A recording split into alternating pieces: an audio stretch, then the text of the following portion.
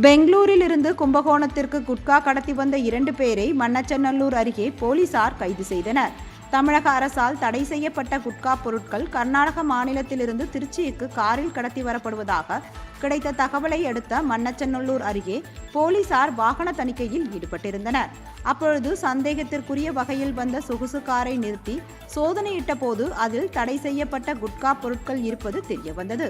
காரில் இருந்த இருவரிடம் விசாரணை நடத்திய போது அவர்கள் கும்பகோணத்தை அடுத்த ஆடுதுறையை சேர்ந்த ராஜா, திருச்சி ஸ்ரீரங்கம் பகுதியை சேர்ந்த பாலமுருகன் என்பதும் இருவரும் குட்கா பொருட்களை விற்பனைக்காக கடத்தி வந்ததும் தெரியவந்தது.